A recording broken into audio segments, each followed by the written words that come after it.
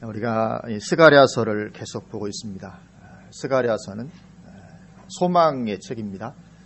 이스라엘의 회복을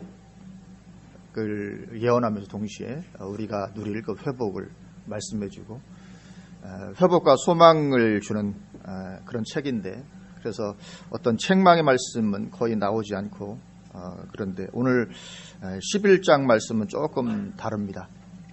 왜냐하면 하나님께서 회복시켜 주셔도 그 회복을 감당을 못하니까 계속 그 상태를 유지하면 좋은데 그렇게 되지를 못합니다. 그래서 결국은 어려움을 당하게 되고 하여튼 그런 또 심판에 들어가게 되고 그런 일이 있게 되죠. 오늘은 그런 부분입니다. 그래서 오늘은 그 스가랴 11장 말씀은 예수님의 오심, 메시아의 오심에 대한 말씀이거든요. 메시아가 오시는데 이스라엘 백성들은 그 메시아를 거부하게 되고 십자가에 못 박아 죽이게 되고 그로 인해서 이제 유대 땅에 하나님의 심판과 파멸이 이르게 되는, 그래서 예수님께서 나를 위하여 울지 말고 너희와 너희 자녀를 위하여 울라, 그런 말씀하셨던 그 말씀이 예언되어 있는, 그 일들이 일어날 것이 예언되어 있는 그런 부분입니다. 어쨌거나 우리가 정말 주님 오시는 그날까지 한결같이 달려가야 될 줄로 믿습니다. 우리 믿음과 신앙이 퇴색되지 아니하고 날로 더 이렇게 세워져 가서 달려가는 그런 은혜를 우리가 누려야 될 줄로 믿습니다. 참기 쉽지 않은 것 같아요. 반드시 우리가 그래야 되는데 초질관 달려가는 것이, 나도 왕년에는 그랬었지, 나도 왕년에는 뜨거운 때가 있었는데, 그런 말을 하면 안 될 줄로 믿습니다. 지금이 더 뜨겁고 정말 날이 갈수록 더 신앙이 불타오르고 그렇게 해야 될 텐데 그렇게 되는 예는 거의 없습니다. 그래서 이스라엘 백성들도 역시 마찬가지였던 것을 성경이 보여주고 있습니다. 오늘 말씀의 제목은 참 목자를 버릴 때, 그런 말씀의 제목입니다. 하나님은 동물들을 창조하실 때 나름의 특성을 가지도록 창조를 하셨죠. 동물마다 다 특성이 다릅니다. 그리고 그 특성에서 절대로 벗어날 수가 없습니다. 하나님께서 그렇게 지으셨기 때문에. 그리고 그 중에서 양은, 하나님께서 양을 지으실 때는 목자를 절대적으로 필요로 하는 그런 특성을 가지도록 양을 지으셨습니다. 양에게는 목자가 절대로 필요합니다. 왜냐하면 하나님께서 그렇게 지으셨기 때문에 그렇습니다. 그래서 특별히 특히 야생이 아니라 가축 우리 안에서 태어나서 자란 양들에게는 더욱더 그럴 것이죠. 목자가 절대적으로 필요합니다. 지금 야생에서 살아가는 양은 거의 없죠. 요즘도 야생 양이 있습니까? 요즘 산양이라고 하는 양은 진짜 그 양하고는 다르잖아요. 염소와 같은 그런 것이지. 그래서 야생에 지금 이제 양은 거의 없는데, 그만큼 양에게 목자의 돌봄과 인도는 절대적으로 필요하다는 거죠. 하나님께서 왜 그렇게 양을 지으셨는가? 왜냐하면 하나님은 양을 그렇게 지으시고는 하나님의 백성들을 양으로 묘사하십니다. 그래서 양을 그렇게 특성을 가지도록 지으신 거죠. 그래서 하나님의 백성들 양으로 묘사합니다.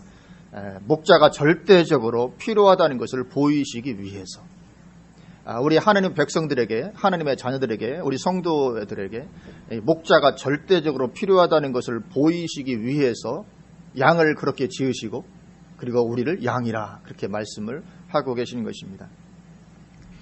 그래서 하나님의 백성들에게도 목자가 없으면 목자 없는 양과 다를 바 없게 됩니다. 목자 없는 양. 성경에서 그런 모습을 보여주죠. 예를 들면 마태복음 9장 36절에서 그 모습을 보여줍니다. 무리를 보시고 불쌍히 여기시니 이는 그들이 목자 없는 양과 같이 고생하며 기진함이라, 그렇게 말씀합니다. 목자 없는 양과 같이 고생하며 기진함이라. 양이 목자가 없으면 어떻게 살아나갈 길이 없습니다. 그것처럼 하나님 백성들에게 목자가 없으니까 그들이 고생하며 기진하더라, 그렇게 성경이 말씀을 하고 있습니다. 이 목자의 절대적 필요성이죠. 오늘 본문이 있는 이 스가랴서에도 스가랴 10장 2절에서 똑같이 말씀합니다. 스가랴 10장 2절은 이렇게 말씀합니다. 드라빔들은 허탄한 것을 말하며 복수를 짜는 진실하지 않은 것을 보고 거짓 꿈을 말한즉 그 위로가 헛되므로 백성들이 양같이 유리하며 목자가 없으므로 곤고를 당하나니, 그렇게 말씀합니다. 목자가 없으면 양같이 유리하며 곤고를 당하게 되는 것입니다. 그렇게 목자 없는 양은 유리하며 곤고를 당하다 끝내는 맹수에게 잡아먹히게 되고 맙니다. 그리고 하나님의 백성들 주위에는 마귀의 세력이 우는 사자같이 삼킬 자를 찾아다니고 있다. 성경이 말씀하고 있습니다. 그래서 하나님의 백성들에게 이 목자가 없으면 여지없이 곤고를 당하다가 마귀에 의해서 파멸을 당하는 길로 들어갈 수밖에 없다는 거죠. 하나님은 그래서 그런 것을 우리에게 말씀을 해주고 있습니다. 그런데 요즘에 어떤 분들은 이런 것을 좀 거부하는 분들이 있어요. 어떤 그리스도인들은 자기에게는 목자가 없어도 될 것처럼 생각하는 그런 분들이 있습니다. 그렇게 목자가 없던 시대가 있었죠. 성경에 보면 사사시대입니다. 그래서 이 사사시대는 이 사사기 마지막 절은 사사시대를 요약하고 있는데 사람마다 각기 자기 소견에 옳은 대로 행했다. 그렇게 말씀하죠. 목자 없었다는 것입니다. 사람들은 각기 자기 소견에 옳은 대로 행했고 그 결과가 어떻게 되었습니까? 길을 잃고 유리방황하다가 맹수에게 잡아먹히는 그런 처지로 전락을 하게 되고 하나님께서 그럴 때마다 목자인 사사를 보내주심으로 회복될 수가 있었습니다. 이 목자의 절대적 필요성이죠. 그런데 문제는 참 목자만 있으면 좋겠지만 거짓 목자도 있다는 것입니다. 목자가 필요한데 그래서 하나님께서 목자를 세우시고 예수님부터가 우선 목자시죠. 참 목자. 그래서 예수님을 목자장이라 그렇게 표현하기도 합니다. 그래서 하나님께서 이렇게 목자를 세우시는데 그 목자가 참된 목자이면 좋겠지만 그러나 참되지 않은 거짓된 목자도 많이 있다는 것입니다. 그리고 하나님의 백성들은 타락한 본성에 의해서 거짓 목자에게 더 끌리는 경향성을 가지게 되었다는 것입니다. 이것이 문제죠. 본인 안에 타락한 본성이 있으니까 참된 목자보다는 거짓된 목자를 더 따라가고자 하는 이런 경향성이 있다는 것입니다. 그래서 이게 참 문제죠. 분별력이 제대로 없다는 것입니다. 그래서 참된 것을 보여주어도 보지 못하고 참된 것을 들려주어도 듣지 못한다는 것이죠. 보아도 보지 못하고 들어도 듣지 못합니다. 그래서 하나님께서 참된 목자들을 통해서 진리를 보여주어도 보지 못하고 들려주어도 듣지 못하는 이런 일들이 발생을 하게 됩니다. 그래서 하나님께서 보내주신 참 목자를 마침내는 거절하게 됩니다. 그러면 그 자리를 거짓 목자가 차지하게 되는 것입니다. 그럼 어떻게 됩니까? 양들이 이제 다 하나님을 떠나서 다른 길을 가게 되고 결국은 심판에 들어가게 되고 마는 것입니다. 물론 본인들은 인식을 할까요? 인식 못합니다. 자신들은 인식하지 못하는 가운데 그렇게 되어버리고 맙니다. 어느 시대에나 하나님의 백성들은 자신들이 하나님을 떠나 있다고는 전혀 생각하지 못하고 있다가 심판에 들어갔습니다. 어느 시대든지 자기들이 하나님 떠났다고 인식하지 못합니다. 그러다가 심판 구약 이스라엘의 어떤 멸망 때도 마찬가지고 어느 시대든지 물론 이것은 역사는 반복되니까 마지막 때까지 계속 그런 경향이 계속 있는 거죠. 그래서 지금까지도 계속 반복되고 있는 하나님 백성들의 역사이고 앞으로 주님 재림하실 때까지 이 역사는 계속 반복이 되게 되는 것입니다. 그래서 사도행전 7장 51절 52절에서 스데반을 통해서 선포하신 것도 그것이었죠. 사도행전 7장 51절 52절 보면 스데반이 그렇게 선포합니다. 이스라엘 백성을 향해서 목이 곧고 마음과 귀에 할례를 받지 못한 사람들아 너희도 너희 조상과 같이 항상 성령을 거스르는도다. 너희 조상들이 선지자들 중에 누구를 박해하지 아니하였느냐. 그렇게 말합니다. 너희 조상들이 선지자들 중에 누구를 박해하지 아니하였느냐.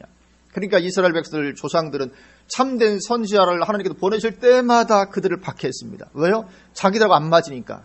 내 타락한 본성하고 안 맞는 말씀만 자꾸 선포하니까 그들을 싫어하고 그래서 선지자들마다 다 잡아 죽이고 그리고는 거짓 선지자들을 따라가는 이것이 계속해서 반복되었던 것이고 그래서 이 스데반을 통해서 그것을 선포케 하신 것입니다.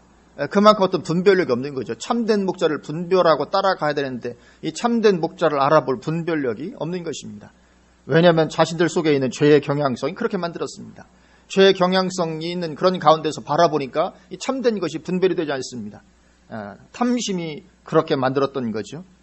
마음에 부담 주지 않는 부드러운 설교를 듣고 싶어하는 타락한 본성이 그렇게 만든 것입니다. 그러나 우리는 반드시 참된 목자를 따라가야 거기에 안전도 있고 진정한 축복도 있게 되는 것인 줄로 믿습니다. 사실은 거기에 진정한 축복이, 참된 선지자들의 메시지는 참 부담스럽거든요.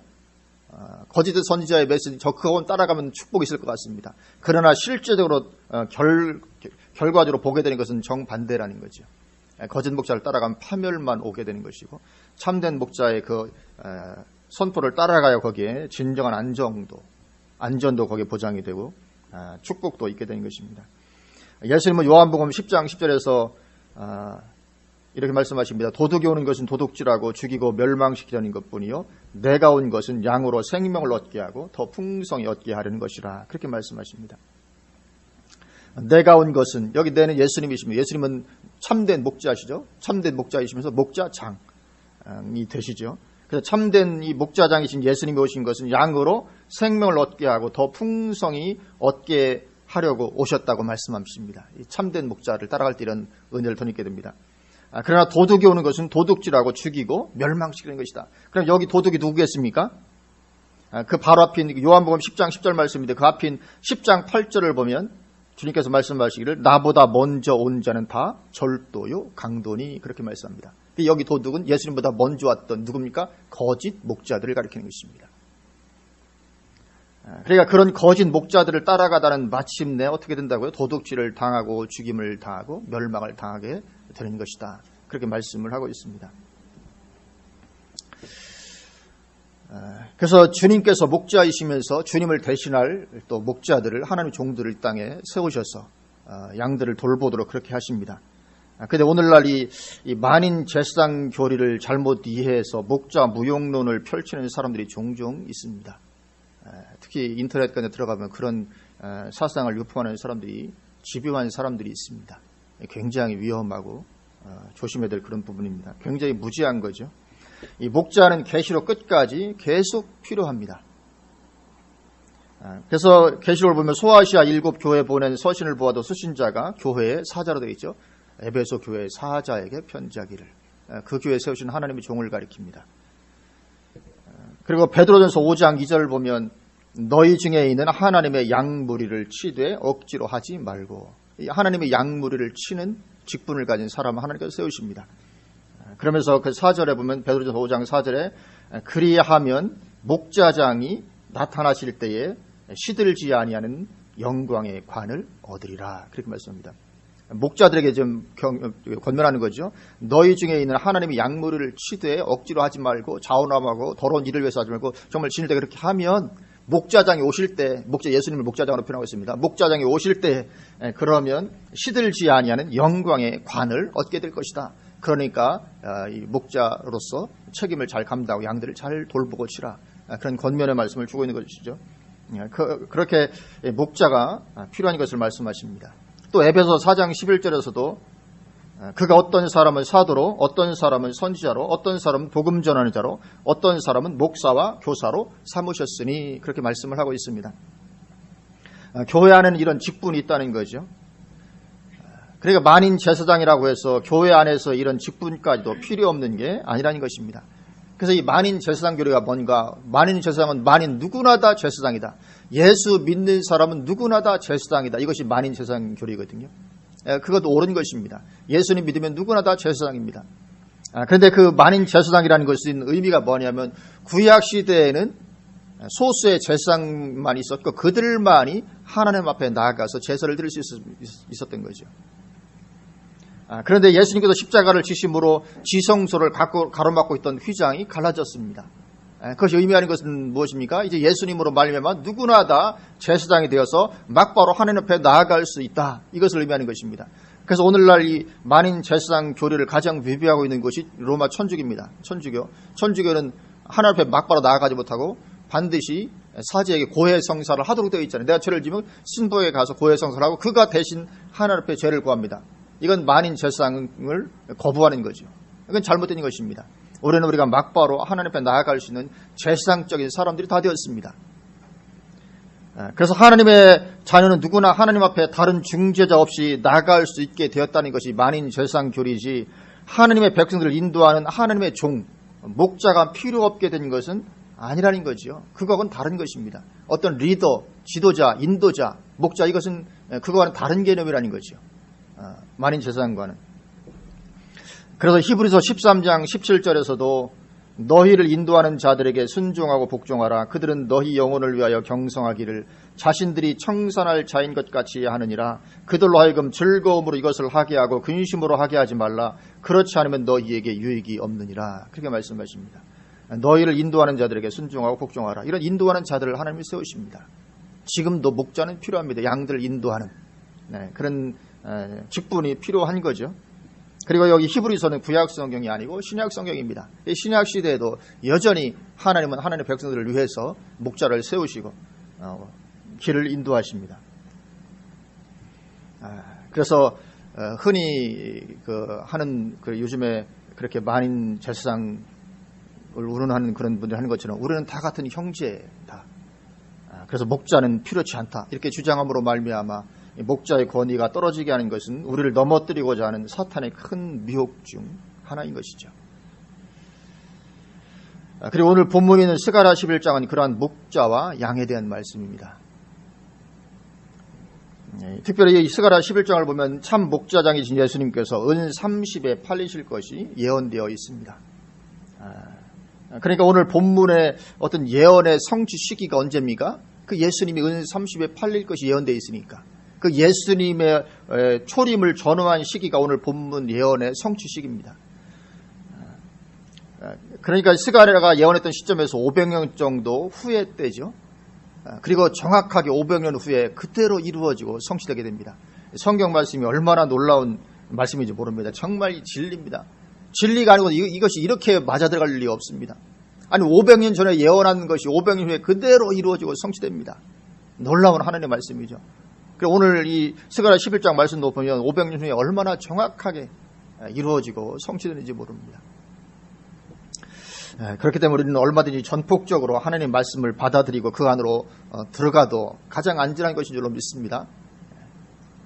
하나님의 말씀은 진리인 것입니다. 그래서 오늘 1절부터 3절에서 보면 백향목, 나무들이 나옵니다. 백향목이 나오고 잣나무, 상수리나무, 아름다운 나무들, 숲들, 이런 나무들이 나오는데 그 나무들과 숲들이 불타고 파괴될 것을 말씀하고 있습니다. 레바논아 문을 열고 불이 내 백향목을 사르게 하라. 너 잣나무여 곡할지어다. 백향목이 넘어졌고 아름다운 나무들이 쓰러졌음이로다. 바산의 상수리 나무들아 곡할지어다. 무성한 숲이 엎드러졌도다. 목자들의 곡하는 소리가 나며 그들의 영화로운 것이 쓰러졌음이로다. 어린 사자의 부르짖는 소리가 나며 이는 요단의 자랑이 쓰러졌음이로다. 전부 다 나무와 숲에 대해서, 요단의 자랑도 요단 강가에 있는 숲을 가리키는 것인데, 그런 나무와 숲들이 파괴되고 불탈 것을 예언을 하고 있습니다. 이 예언은 두 가지 측면으로 봐야 됩니다. 먼저는 실제적으로 자연 환경이 그렇게 되어질 사건으로 봐야 됩니다. 실제적인 나무와 어떤 숲들이 그렇게 불타고 파괴되고 사라질 어떤 그런 것으로 1차적으로 보아야 되고, 2차적으로 둘째로는 그 나무들이 상징하고 있는 어떤 영적인 사건으로도 보아야 됩니다. 왜냐하면 단지 나무들이 그렇게 숲이 불타고 쓰러질 것을 예언으로 기록하실 리가 없기 때문에 그렇습니다. 더군다나 메시아의 오심과 연결되어서 되어지는 그런 문맥인데, 메시아 오심을 말하는 그 문맥에서 어떤 나무가 불탈 걸, 그런 것을 이렇게 말씀하실 리가 없죠. 그래서 이런 두 가지 차원으로 이 말씀을 보아야 됩니다. 그래서 이것은 1차적으로는 자연환경 가운데서 실제 일어날 일에 대한 예언입니다. 그리고 우리는 이미 역사가 다 지나간 시점에 있으므로 이것이 어떤 것이었는지를 이미 압니다. 이것이 예수님께서 십자가를 지신 후 40년 가까이 지난 AD 70년에 이루어진 예언입니다. 그때 AD 70년에 로마가 예루살렘을 침공하여 점령하죠. 그리고는 하나님의 성전마저도 불태워버리게 됩니다. 그때 로마의 디도 장군이 이끄는 로마 군대가 이제 이스라엘을 쳐들어오게 되는데, 우리가 어떤 이런 시대적인 배경을 이해하는 것은 성경을 정확히 아는데 참 도움이 많이 됩니다. 당시 예수님 오시기 전에는 로마가 전 세계를 지배하던 그런 시대였습니다. 그래서 로마가 유대 지역도 다 지배를 하고 있는데, 그때 이제 이스라엘 백성들이 로마의 말을 안 들으니까 로마가 군대를 가지고 다시 공격해 들어오는 것입니다. AD 70년에. 예수님 당시에도 로마의 지배를 받고 있었잖아요. AD 70년에 그렇게 공격해 들어옵니다. 근데 그때 로마 디도 장군이 이제 공격을 해오게 되는데, 디도 장군이 이끄는 로마 군대, 이 티투스라고 돼 있죠. 세계에서는 티투스라고 돼 있는데, 티투스 장군, 디도 장군이 이스라엘의 북쪽에 있는 레바논에서부터 문을 열고 밀고 내려오게 됩니다. 그러니까 오늘 본문 1절과 2절에서 레바논과 바산을 말하는데, 레바논은 이스라엘의 서북쪽 끝이고 바산은 동북쪽 끝입니다. 그러니까 그 북쪽으로부터 로마 군대가 밀고 내려오는 것이죠.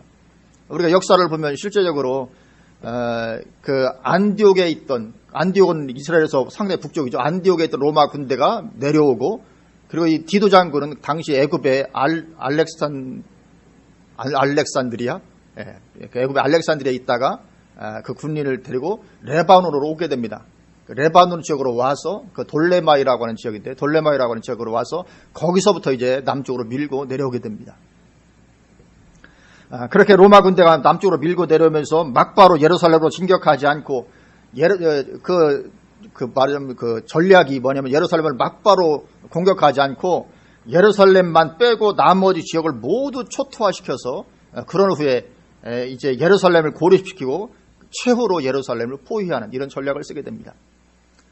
그러니까 예루살렘 놓고 다른 지역을 다 로마 군대가 점령에 들어갈 때 도우러 갈 힘이 없는 것입니다. 그러니까 예루살렘만 빼놓고 나머지 완전히 초토화시키고 최후로 이제 예루살렘 성을 포기하고 있다가 결국은 이제 예루살렘이 점령을 당하게 되는데,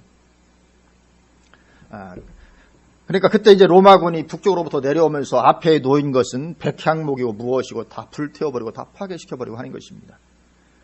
오늘 본문 1절 3절은 그 말씀인 것입니다. 로마 군대가 내려오면서 완전히 다 파괴하는 것입니다.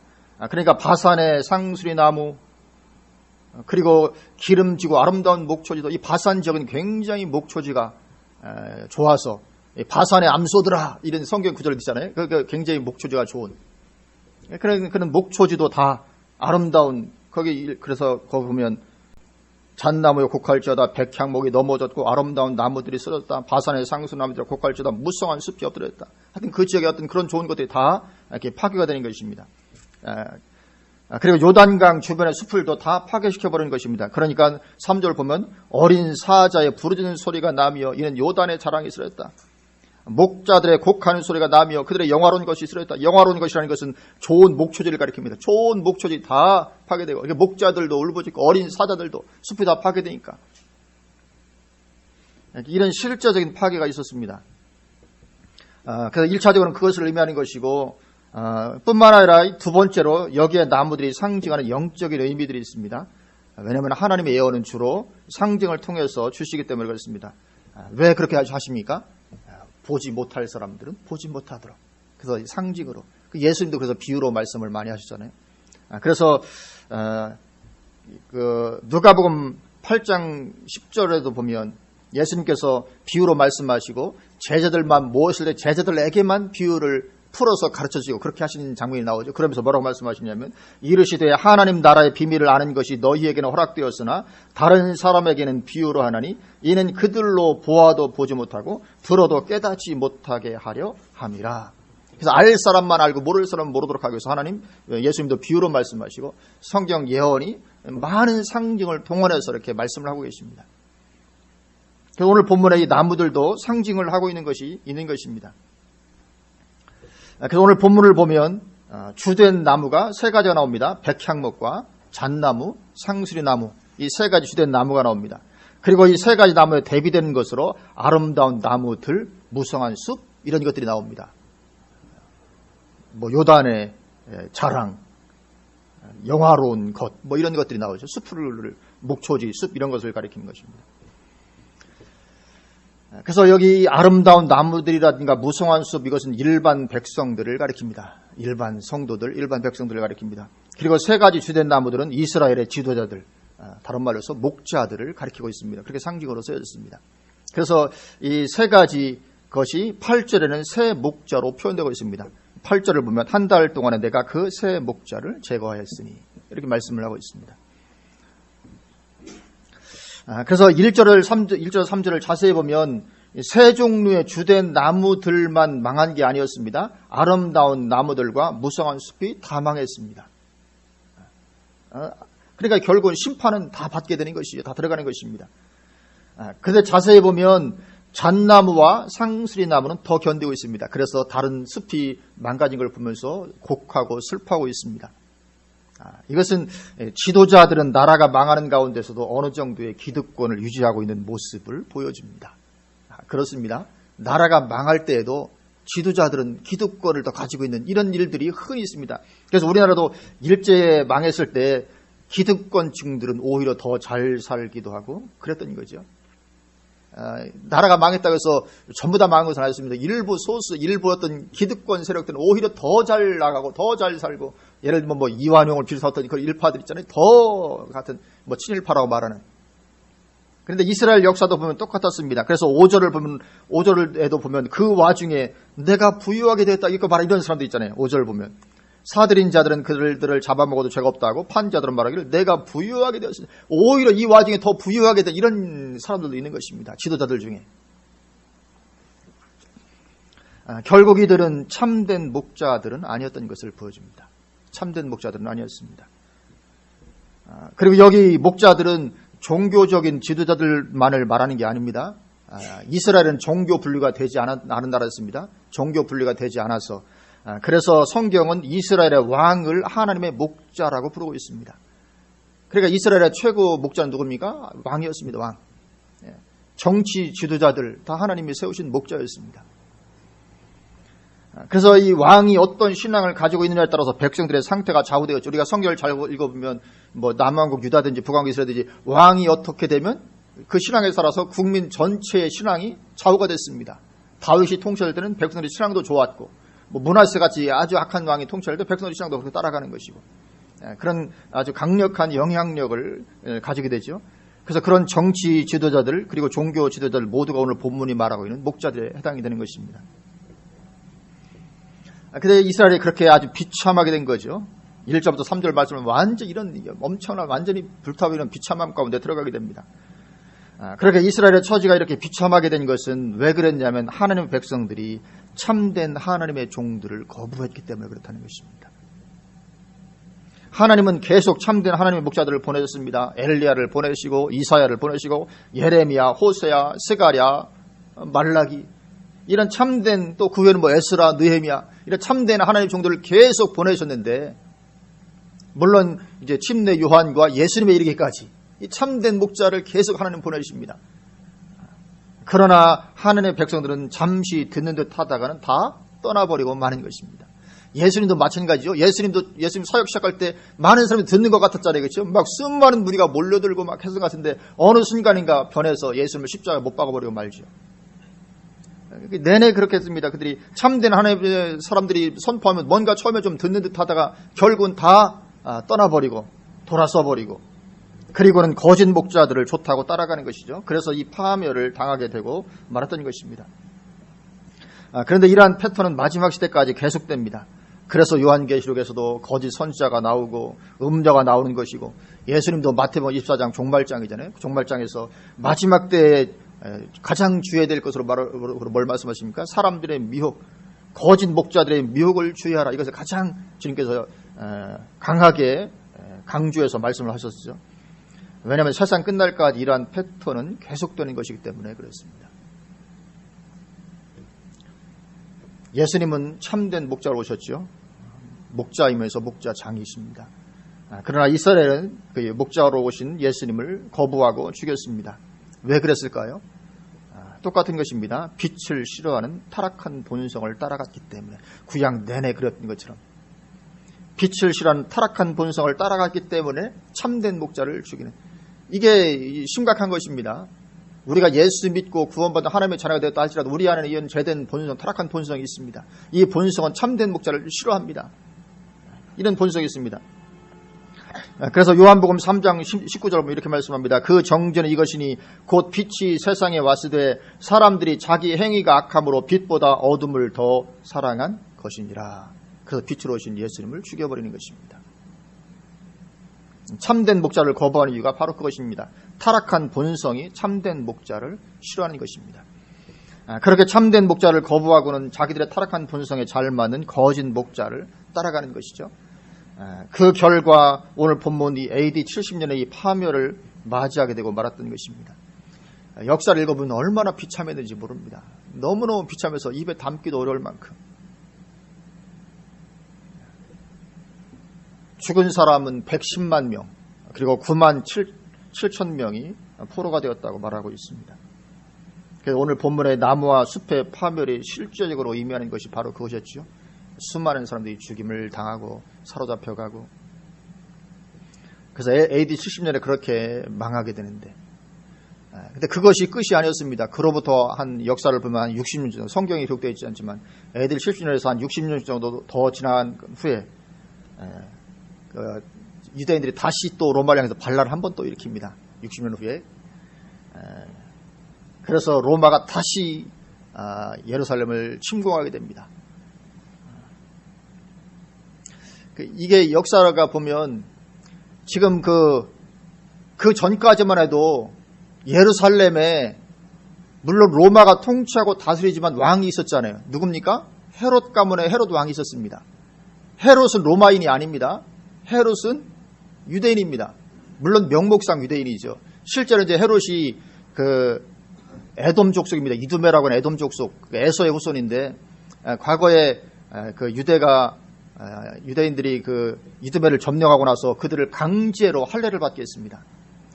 할례를 받겠다는 것은 이스라엘 민족으로 편입되는 것을 의미하는 거잖아요. 할례를 받게 하니까. 그러니까 이제 이 헤롯이 야 나도 할례 받았어. 그러니까 나도 유대인이야. 그렇게 말하면서 로마에 잘 보여가지고 이 유대 지역을 다스리는 왕이 되는 것입니다. 그러니까 당시에 이제 유대 지역에는 이스라엘 나라의 왕도 있습니다. 헤롯 가문의 왕도 있고, 그리고 총독도 있고, 빌라도 총독을 했더니 총독도 있고, 뭐 우리나라 똑같았잖아요. 조선시대 망할 때 고종, 순종, 왕도 있으면서 조선 총독부, 일본의 어떤 그 통치자도 있었죠. 그러니까 나라는 이제 왕이 다스리지만 왕을 또 간섭하는 것은 총독부에서 간섭을 하는 거죠. 마찬가지로 똑같이 유대 지역도 헤롯 왕가의 어떤 왕이 있어서 자기 민족을 다스렸지만 거기에 총독이 있던 거죠. 집정관이라고 부르는지 모르겠는데 하여튼 그런 어떤 로마 사람의 어떤 총독, 빌라도 로마 사람입니다. 총독이 있어서 계속 이제 간섭을 하는 어떤 이런, 그리고 또 조공을 갖다 바치게 하는 어떤 이런 것이었는데, 이제 그것마저도 이제 완전히 없어져 버리게 되고 맙니다. 그래서 이제 AD 70년 후에 60년쯤 지난 다음에 그래서 다시 이제 반란을 일으키니까 로마가 다시 유대를 쳐들어와서 장악하고는 AD 135년에 유대인들을 세계 다른 나라로 다 옮겨버립니다. 이번에는 이제 아예 그냥 다 옮겨버리고 예루살렘에 살던 유대인들 다 옮겨버립니다. 그리고는 예루살렘의 이름마저도 에이리아 카피톨리나로 이름을 바꾸어서 완전한 이방인 도시가 되어버리게 합니다. 그로부터 이제 이스라엘 나라는 아예 자체가 없어져 버리고 이제 완전한 이방인 지역이 되고 이방인 도시가 되고, 역사는 완전히 끝나게 되는 이런 일들이 발생을 하게 됩니다. 철저한 멸망이죠. 오늘 본문 1절에서 3절은 그 예루살렘의 파멸을 예언하고 있는 것입니다. 그래서 예수님이 이걸 다시니까 한탄하시잖아요. 예루살렘아, 예루살렘아. 닭이 뭐죠? 제새끼를 날개 아래 모르듯 내가 너희를 그렇게 모으려 한 일이 몇 번 했더냐. 그렇게 말씀하시고, 너희와 너희 자녀를 나를 위해서 울지 말고 너희와 너희 자녀를 위해서 울어라. 하여튼 그 말씀이 그대로 이루어지고 성취된 오늘 본문도 그 예언의 말씀이었죠. 그러니까 오늘 본문 1절에서 3절은 그 예루살렘의 파멸을 예언하고 있는 것인데, 그러한 예루살렘의 완전한 파멸을 예언의 말씀으로 주신 후에 이제 하나님은 본문 4절에 명령을 주십니다. 오늘 4절 말씀을 한번 다 같이 한 목소리로 봉독하십니다. 여호와 나의 하나님이 이르시되 너는 잡혀 죽을 양떼를 먹이라. 아멘. 이제 잡혀 죽을 양떼입니다. 이제 예루살렘 사람들은, 유대인들은 이제 잡혀 죽을 양떼인데 그 잡혀 죽을 양떼를 먹이라고 하십니다. 그래서 이 스가랴가 예언자로서 이제 상징적으로 먹이는 행위를 하게 되는데, 이것은 실제로는 참 목자로 오실 예수님의 사역을 예표하는 것입니다. 그래서 이제 참 목자로 오실 예수님 다 아시잖아요. 이 예루살렘의 미래를 다 아십니다. 파멸될 것을. 그럼에도 불구하고 잡혀 죽일 양떼를 먹이십니다. 예수님께서 오셔서 그 일을 말씀하시는 것입니다. 왜 그렇게 그러면 잡혀 죽을 양떼를 그럼에도 불구하고 먹이시는가? 왜냐하면 다 잡혀 죽을지라도 어느 시대는 항상 누가 있습니까? 남은 자가 있잖아요. 남은 자. 그 남은 자가 있기 때문에 먹이시는 것입니다. 그리고 그 남은 자들을 통해서 하나님은 새 시대의 언약 백성인 교회를 세워 나가시는 것입니다. 이제 구약 이스라엘은 이제 문을 닫고 이제 새 언약의 백성 시대 이 교회를 세워 나가신 것입니다. 그래서 잡혀 죽을 양떼지만 거기에 12사도를 비롯해서 교회를 세울 남은 자들이 있는 것입니다. 주님은 그것을 보시고 죽을 양떼를 먹이시는 거죠. 그렇게 해서 이스라엘은 파멸이 되게 되었고 그것은 이방인으로 살았던 우리에게는 축복이 되게 된 것입니다. 그래서 복음이 이제 우리에게 오고 우리가 하나님을 만나게 되시는 은혜와 축복을 누리게 된 것입니다. 그래서 하나님은 이런 역사를 우리에게 그대로 보여주십니다. 그렇게 보여주심으로 말미암아 이스라엘은 전철을 밟지 않도록 참된 목자를 따라가도록 우리에게 교훈을 하시는 것입니다. 그래서 우리는 정말 참된 목자를 따라가야 될 줄로 믿습니다. 그럼 참된 목자의 특징이 무엇입니까? 오직 하나님을 사랑하라고 선포하는 것입니다. 이 세상에 소망 두지 말라고 권면하는 것입니다. 이것이 참된 목자의 특성입니다. 오직 하나님 사랑하십시오. 이 세상에 소망 두지 마십시오. 이 참된 목자의 특징입니다. 그러나 거짓된 목자들의 특징은 무엇입니까? 하나님의 백성들 마음속에 있는 그 탐심을 만족시키는 메시지를 선포하는 것입니다. 탐심을 만족시키는. 하나님은 나 외에 다른 신을 내게 두지 말라고 하셨죠. 10계명의 첫 번째, 나 외에는 다른 신을 너에게 두지 말아라 말씀하십니다. 이 다른 신 누굽니까? 마귀죠. 마귀의 세력. 그럼 마귀는 누굽니까? 마귀는 이 세상의 신이다. 그렇게 말씀합니다. 이 세상의 통치, 이 세상의 신. 그렇기 때문에 이 세상을 사랑하는 것은 결국은 마귀를 사랑하고 섬기는 우상숭배가 되는 것입니다.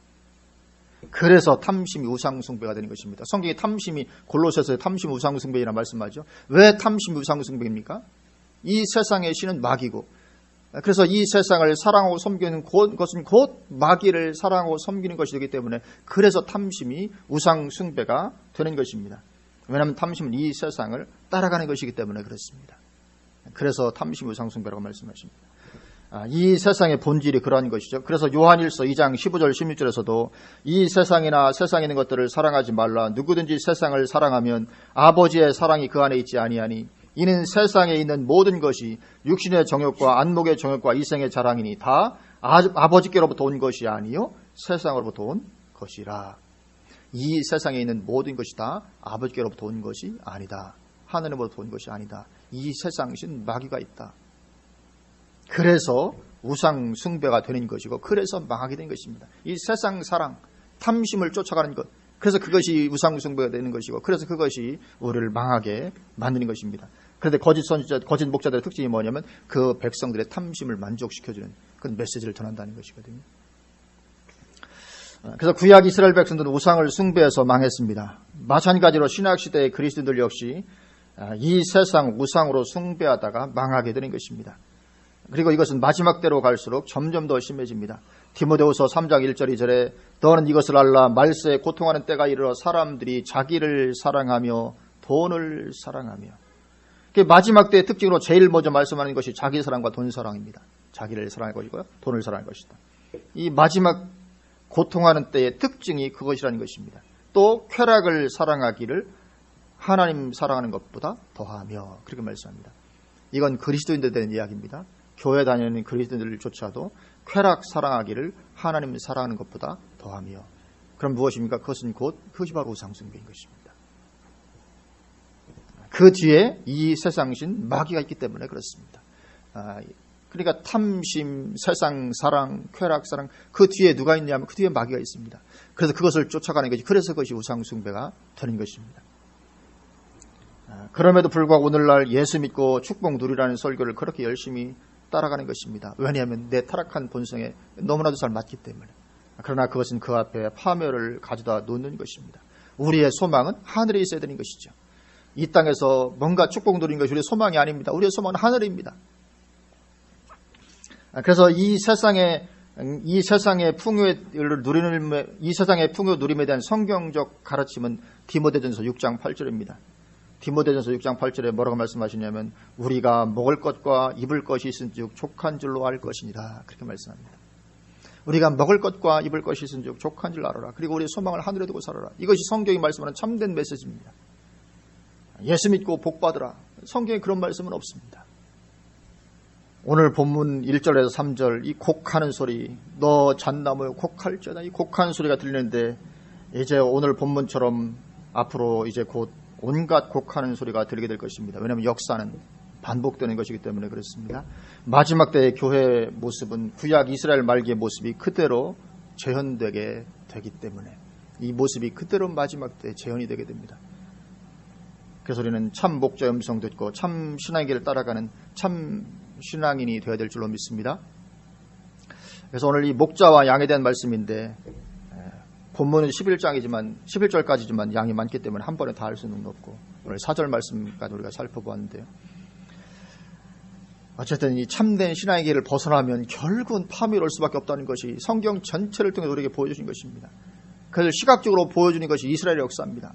그들이 얼마나 철저하게 멸망했는지 하나님께 계속 기회를 주셔도 그들은 회복되었다가도 금방 참된 신앙의 길을 벗어나고 결국은 자기들의 탐심을 만족시키는 그 길을 따라가고 하나님보다 다른 것을 더 사랑하고 그래서 결국은 파멸에 들어가게 되고 말았다는 것이 성경을 통해서 계속 우리에게 교훈을 하고 있는 것입니다.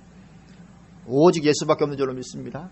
오직 예수, 하나님으로 소망 삼고 참된 메시지, 성경적인 메시지가 붙잡고 따라가며 우리가 승리하는 그런 신앙의 삶을 날마다 살아야 될 줄로 믿습니다.